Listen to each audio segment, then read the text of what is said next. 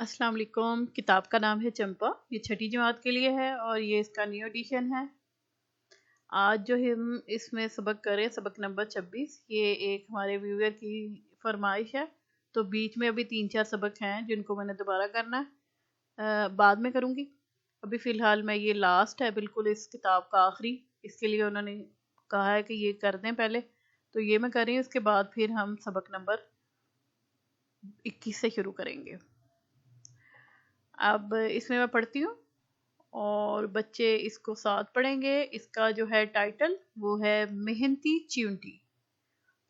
ये भोली भाली चिंटी फिरती है दिन भर रात भर, करती है मेहनत किस कदर, जाती है खेतों की तरफ लंबी कितारें बांध कर, फिर घर पलट आती है ये, दाने उठा लाती है ये, गल्ले से भर लेती है घर, करती है क्या लंबे सफर।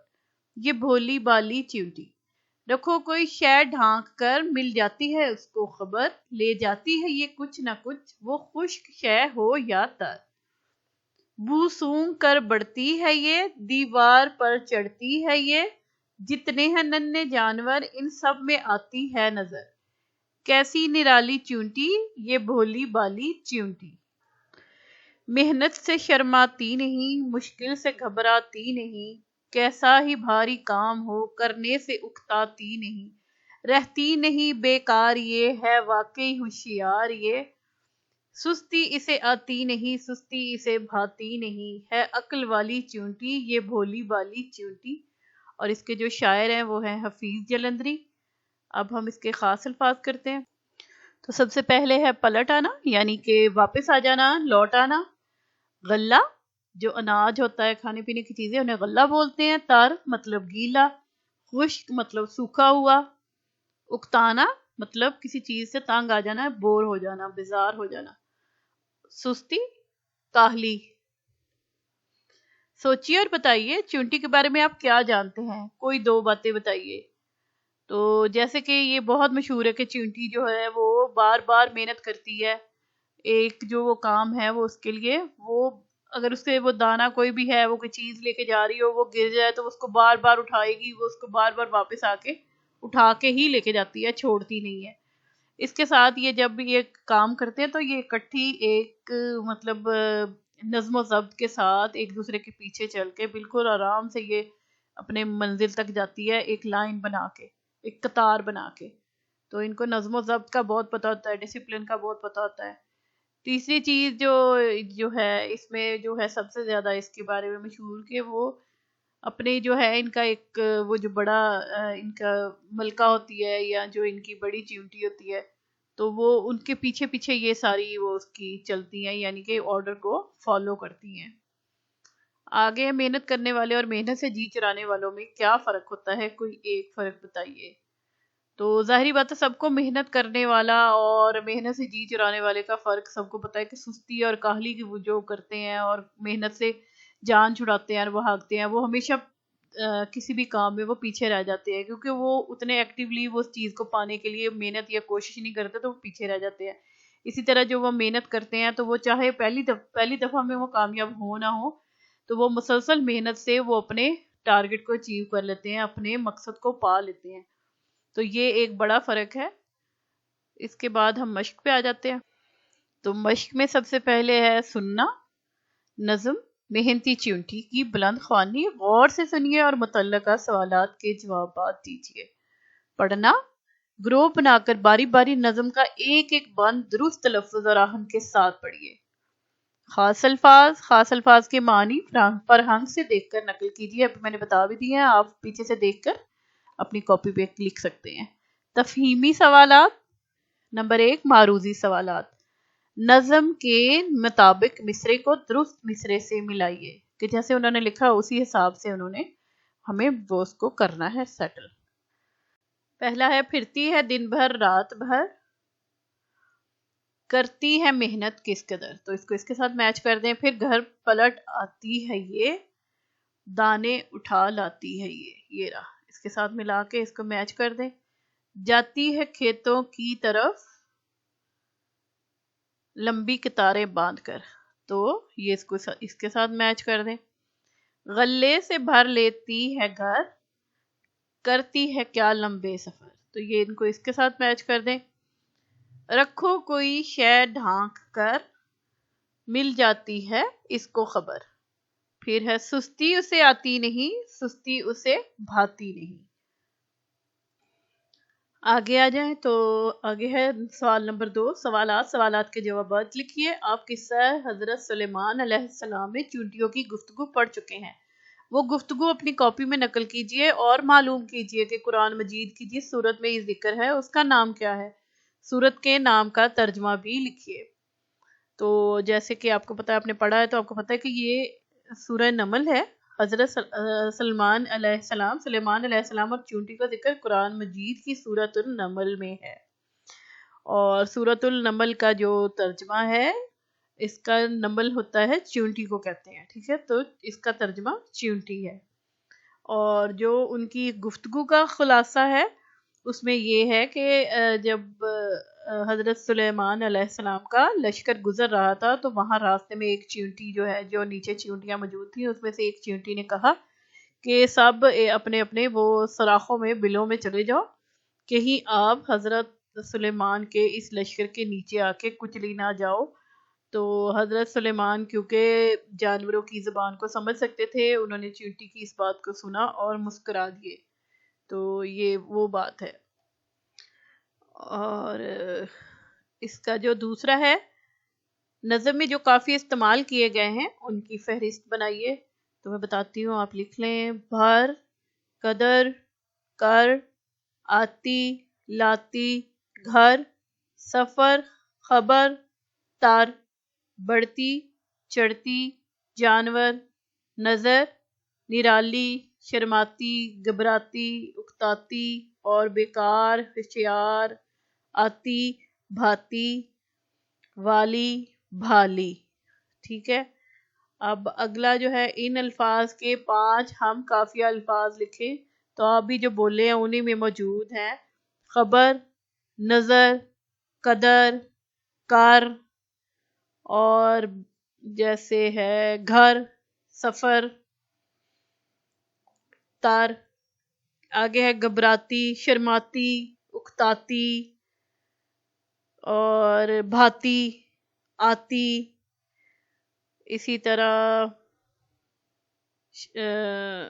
شرماتی، آتی اور بھاتی. آگے ہے بولنا. اپنے ساتھیوں کے ساتھ چیونٹیوں کے بارے میں بات کیجئے کہ آپ نے کہاں کہاں چیونٹیوں کو دیکھا ہے. ان کے نظم و ضبط کے بارے میں بھی بات کیجئے کہ وہ کس طرح قطار بنا کر چلتی ہیں اور آپ نے کب کب انہیں اس طرح دیکھا ہے. تو بچے آپس میں ڈسکشن کر کے بتائیں گے. جیسے وہ کسی چیز کو لینے جا رہی ہوتی ہیں، جو کھا رہی ہوتی ہیں، جیسے کہیں آپ کے پاس کہیں چینی گر گئی ہے یا کوئی میٹھی چیز پڑی ہے، تو یا پھر کوئی اور ایسی چیز ہے جس کو وہ کھاتی ہیں، تو وہ اس کے لیے قطار بنا کر جاتی ہیں اور پھر اپنا اپنا حصہ اٹھا کے لا کے اپنے، تو وہ ایک قطار میں چلتی ہیں اور اپنے گھر تک لے کے آتی ہیں. وہ چاہے زمین کے اندر ہو یا کہیں بھی انہوں نے بل بنایا ہوا تھا اپنے بل میں، وہ لے کے جاتی ہیں. زبان شناسی قواعد. فعل کی اقسام. معنی کے لحاظ سے فعل کی 3 اقسام ہیں: فعل لازم، فعل متعدی اور فعل ناقص. درج ذیل جملے دیکھیے. 1 حامد آیا، دوسرا امین گیا، تیسرے نمبر پہ نعیم نے گھڑی خریدی، چوتھا اسلم خط لکھتا ہے، پانچواں اشرف بیمار تھا، چھٹا اکرم ہوشیار ہے. جملہ نمبر 1 اور 2 میں آیا اور گیا ایسے افعال ہیں جن کا اثر صرف فاعل تک ہے. ایسے فعل کو فعل لازم کہتے ہیں، جیسے یہ آیا اور گیا. جملہ نمبر 3 اور 4 میں خریدی اور لکھتا ہے ایسے افعال ہیں جن کا اثر فاعل سے گزر کر مفعول، گھڑی اور خط تک پہنچتا ہے. ایسے افعال کو متعدی کہتے ہیں. جملہ نمبر 5 اور 6 میں تھا اور ہے ایسے افعال ہیں جو کسی پر اثر نہیں ڈالتے بلکہ اثر کو ثابت کرتے ہیں، یا یوں کہیے کہ فاعل کی حالت یا کیفیت بتاتے ہیں. ایسے افعال کو ناقص کہتے ہیں. نمبر 4 سوال ہے، دی گئی مثال کے مطابق کاپی میں کالم بنائیے اور درج ذیل جملوں میں سے فعل لازم، فعل متعدی اور فعل ناقص چن کر لکھیے. تو آپ 3 کالم بنا لیں اور پہلے میں فعل لازم لکھیں، دوسرے میں فعل متعدی اور تیسرے میں فعل. اب اس میں سب سے پہلے ہے وہ بیٹھا، تو یہ فعل لازم ہے. اگلا ہے حامد اسکول گیا، یہ بھی فعل لازم ہے۔ پھر اگلا ہے اسلم نے تصویر بنائی، تو یہ فعل متعدی ہے۔ پھر احمد بیٹھا ہے، تو یہ فعل ناقص ہے۔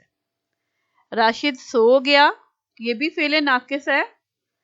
امین سویا ہوا ہے، یہ بھی فعل ناقص ہے۔ وہ امیر ہو گیا، تو یہ فعل لازم ہے پہلے والا۔ اگلا ہے وہ ڈاکٹر بنے گا، یہ فعل متعدی ہے۔ وہ چالاک ہے، یہ فعل ناقص ہے۔ لڑکا سبق پڑھتا ہے، یہ فعل متعدی ہے۔ لڑکے نظم یاد کرتے ہیں، یہ بھی فعل متعدی ہے۔ بڑھئی نے کرسی بنائی، یہ بھی فعل متعدی ہے۔ اسی طرح آگے آ جائیں تو تم سست نظر آتے ہو، تو یہ جو ہے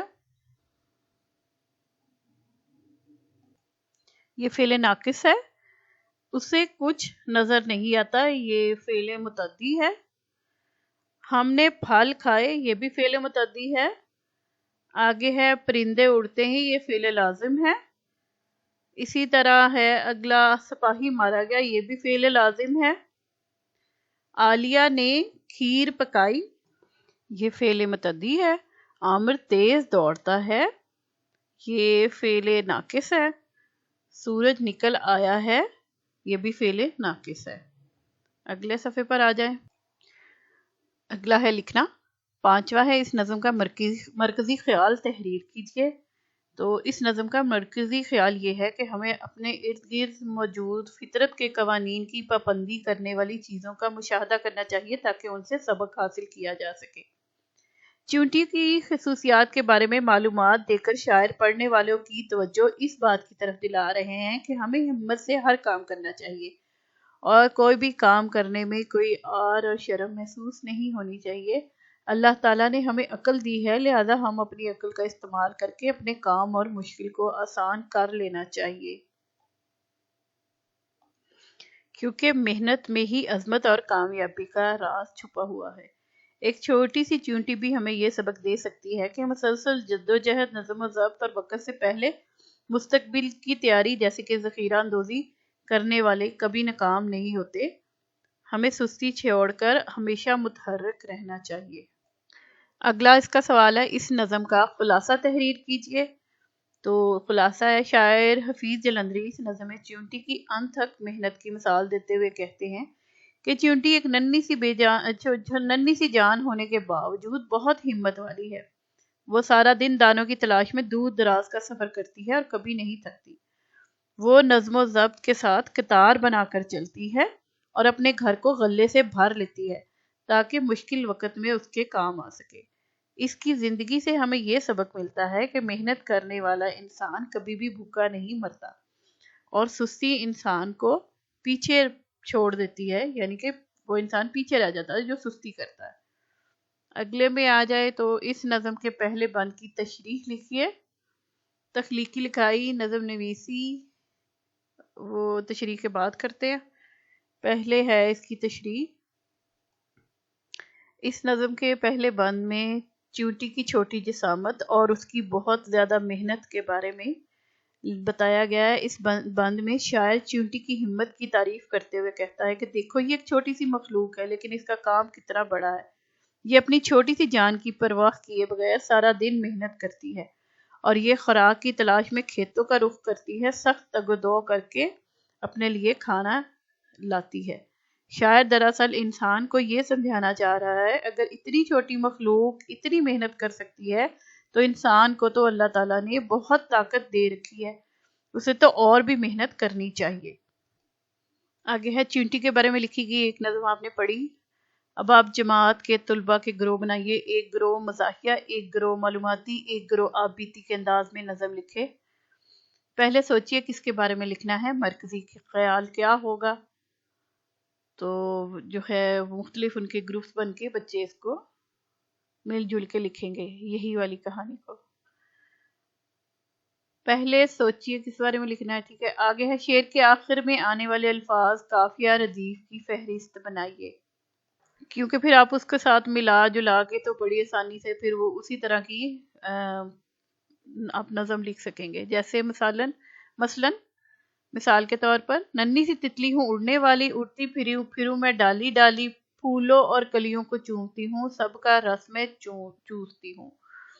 تو ایسے جو ان کے جو ہے قافیے یعنی کہ اینڈ والے یہ ان کو ملائیں گے تو آپ کے شعر بن جائیں گے. کسی بھی کیڑے کے بارے میں ایک نظم لکھیے. تو جیسے اب ہم اس کو شہد کی مکھی کے بارے میں جیسے ہو سکتا ہے کہ آپ اس کو لکھ لیں. جیسے کہ باغوں میں ہے اڑتی پھرتی، پھولوں کا ہے رس یہ پیتی، محنت کرنا اس کا کام، کرتی نہیں ہے یہ آرام، شہد بناتی میٹھا پیارا، کام ہے اس کا سب سے نیارا، مل کر رہنا ہم کو سکھاتی، نظم و ضبط کے گیت ہے گاتی.